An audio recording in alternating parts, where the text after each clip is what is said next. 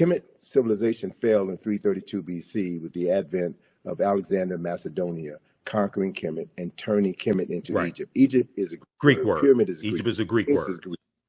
So most of the names of African places and things and people have been changed by non-African people. So if you don't know the original names, you'll never be able to understand the history, the culture, the science, the philosophy, and the concepts as they were originally created. Let me give you one Okay. example of that. Pyramid is a Greek word which means little flat cake, like a pancake. The original word for that structure is mir, M-I-R. Right. And the word mir means the place of ascension. So mir, there are no bodies buried in any pyramids of mir in the entire Nile Valley. None, zero. So anytime anybody tells you that the pyramids were tombs, that is a lie, whether it's an intentional lie or unintentional lie based on ignorance.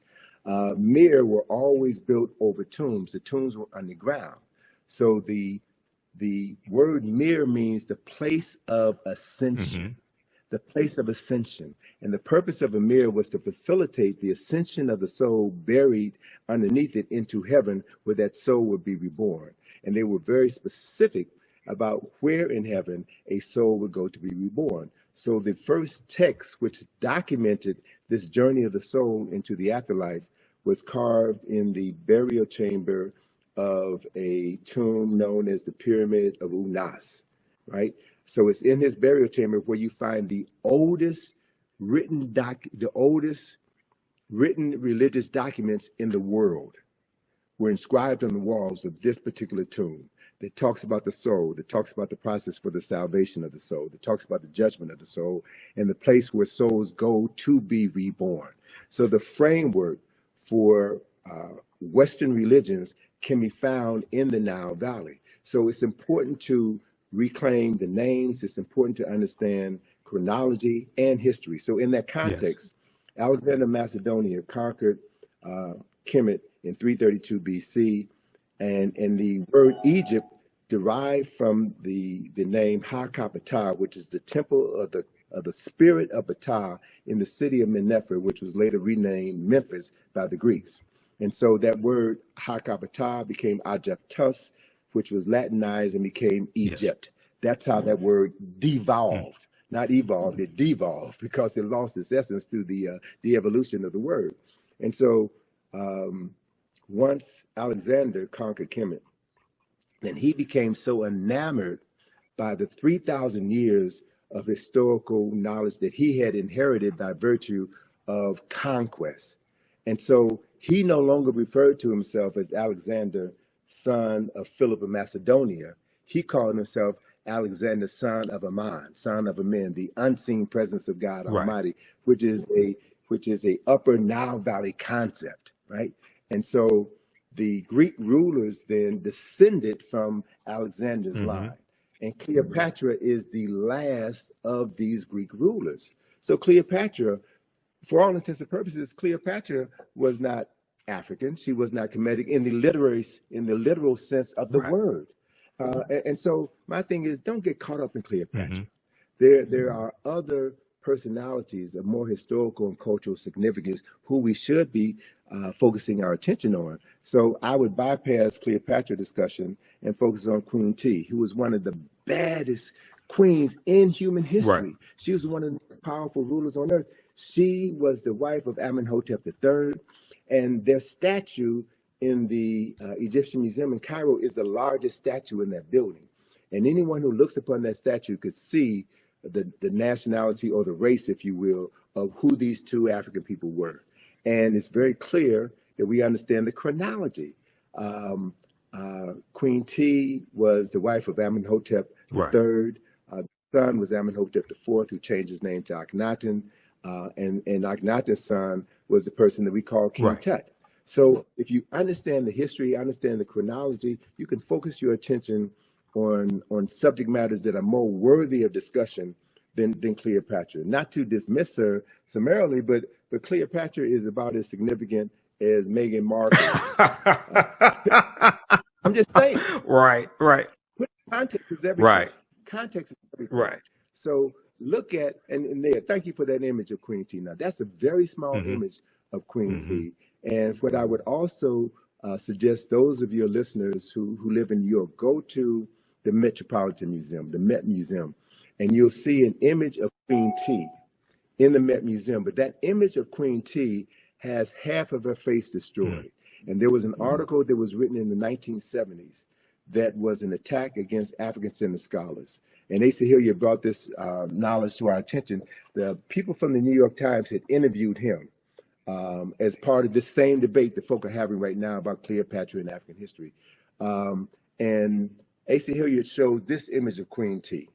And this image of Queen T, I love it so much because it reminds me so much of my dear friend, Dr. Francis Chris Wilson, with the afro, the stern look, and a woman who was clearly in control of herself and her destiny.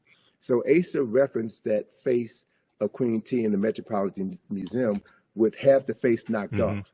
So they had an opportunity, the New York Times had an opportunity to tell the truth, but they chose not to. Right.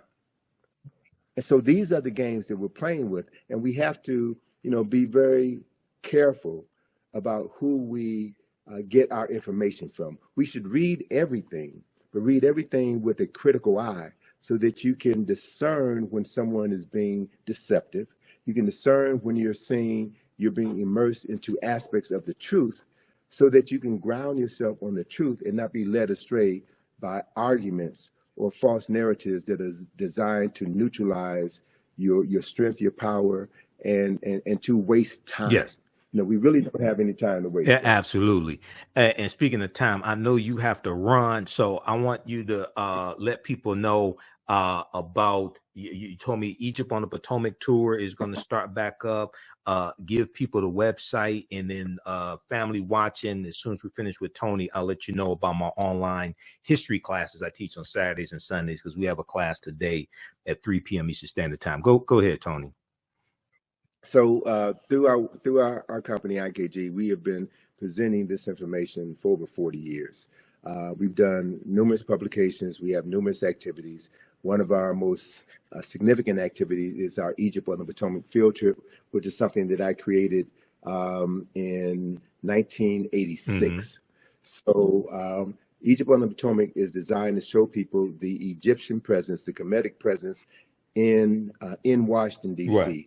And I've done research. We've been doing this for well over 30 years, and no one has ever challenged me based on the information that we put forward to show that America's founding fathers chose examples from the Nile Valley, from Kush and Kemet, in order to establish the foundation for what has become the capital of the wealthiest, most powerful nation in human history. So that activity has been curtailed for the past 3 years because of COVID. But beginning on May the 6th, we will have our regular 3-hour bus field trip of Washington, D.C., where we will take you through various locations throughout the city, and explain the architectural, the symbolic, and the mythological elements of Nile Valley civilization, which have literally been hidden in plain sight. We connect the dots, and we empower people with the ability to see their history and use that history to transform their consciousness. So anyone can go to our website, ikg-info.com. We also have another project that we're going to be unveiling at the Thurgood Marshall Center, where we're based in D.C. It's the John Henry Clark Enhanced History Project. This project, we have 400 square feet of wall space where we're going to be using information inspired by the work of John Henry Clark to tell the story of people who've been written out of the respectable commentary of human history. And this project is my response to certain historical shortcomings in the National Museum of African American History and Culture, which is a phenomenal structure. The only issue that I have with it is that it begins our history in the basement, and it begins our history with slavery. Right. It doesn't talk about who we were prior to our enslavement. Exactly. So the cornerstone of the John Henry Clark Enhanced History Project is a 25-foot long mural, which illustrates 8,000 years of African excellence and success, an undeniable 8,000 years of African excellence and success, which was undermined by the Ma'afa, the European and Arab enslavement of African people. But we have come through the Ma'afa. We have survived. Yes.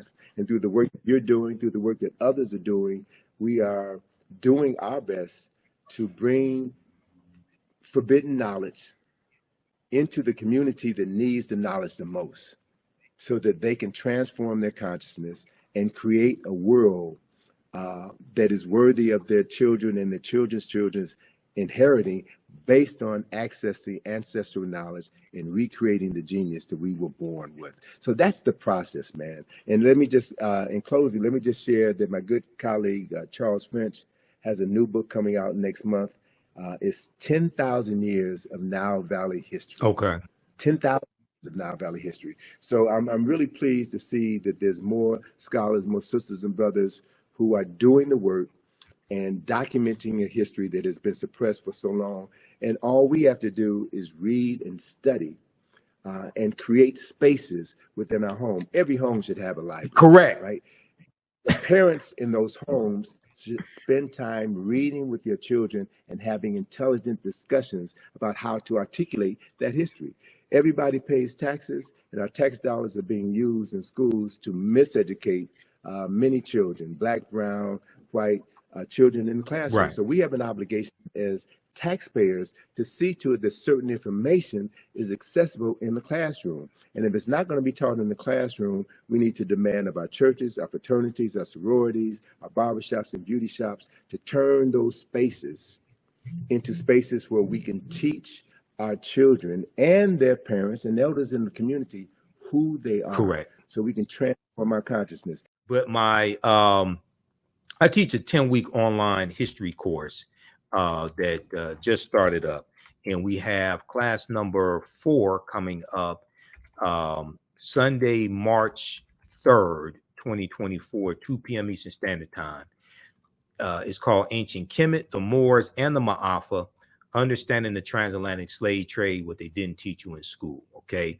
I deal with thousands of years of history, what leads up to the transatlantic slave trade taking place. You've never seen anything like this before. Now, normally we do this on Saturdays, but like I said, on Saturday, March 2nd, I am doing a presentation for the Detroit Reparations Task Force, and it's the same time that class is. So I have to, we're going to do the class on Sunday. Okay. Sunday, 2 p.m.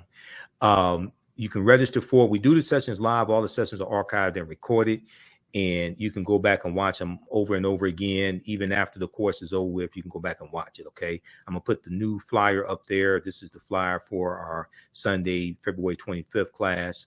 As soon as you register, you can go watch that class. My lesson plan here is here for all 10 classes. So we deal with there's over 200 slides that I created. I've been teaching this class on and off since 2017. I created the curriculum for this class, and I selected the articles as well. There's 80 to 100 articles that we look at here in the class.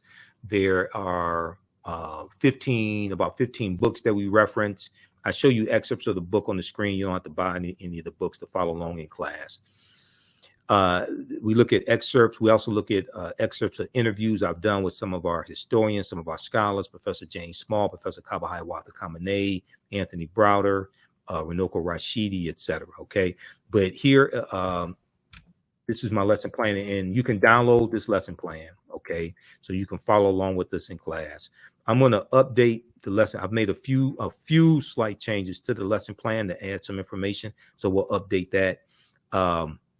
But in class, in our next class, we're going to look at, we just looked at Sunday, we just looked at Tanis Heraklion, the lost Egyptian city of Tanis Heraklion that sunk into the sea about 1,200 years ago. This was a city built around 8th century BC, okay, or BCE, before the Common Era. We talked about stone tools found on the Greek island of Crete that date back 130,000 years ago. So in this portion of the class, we're looking at archaeological discoveries that have come out in the last 10 to 15 years or 20 years or so, over about a 20-year period of time, that are causing the scientists and archaeologists to push the timelines back. We'll talk about the 17 pyramids that were found buried underneath Egypt around 2011.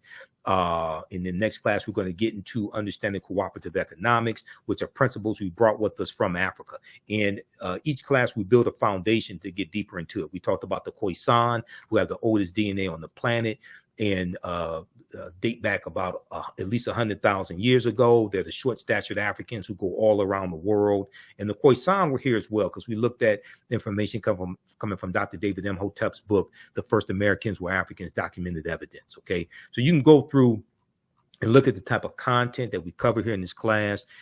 You've probably never seen anything like this before this class. It's on sale, $80, regularly $130. You can use this information with your children. Also, I would say the content is PG-13, but this class is going to blow you away. This is my life's work. It took about 7 years to get the class really developed to this point, okay? So as soon as you register, you can start watching the content. So please support us in what we do, because it takes a lot to finance the African History Network, pay for all these services, pay for Restream. I teach the class on 2 digital platforms, 2 online digital platforms. I have to pay them each month as well. But when you see the content in this class and how much you learn in here, it's going to blow you away. And then it was either the first, we did an introduction to the class on February 3rd. And then on our February 10th class, we dealt with some of the history of Black History Month as well. Okay, we dealt with some of the history of Black History Month. Okay, so, and what I'm going to do is, for the sake of time, okay, how you all like this type of information? Give us a thumbs up, give us a heart, give us a like on the broadcast. Also, at our website, AfricanHistoryNetwork.com, we have the information for Cash App and PayPal. Okay. And I had to create this graphic here because people have set up fake African History Network Cash App accounts, and they've been stealing money from us. So it has information here about our radio show or our broadcast Sundays, 9 p.m. to 11 p.m. Eastern Standard Time. And let's see here. This is another class that I teach that's going to start up in June. It's called Black Resistance Movements from the Haitian Revolution, U.S. Civil War, Civil Rights Movement, and Black Power Movement, 1800 to 1968. That's going to start up the first weekend in June. But here's our PayPal and Cash App information here. Our Cash App account is $ the AHN show, SHOW. When you go to it, it says Michael and shows my picture there. You click right here on the link. It shows our QR code. These other ones here are fake African History Network Cash App accounts, and there's about 5 fake ones out there that I'm trying to get shut down. You click here for PayPal. It takes you to our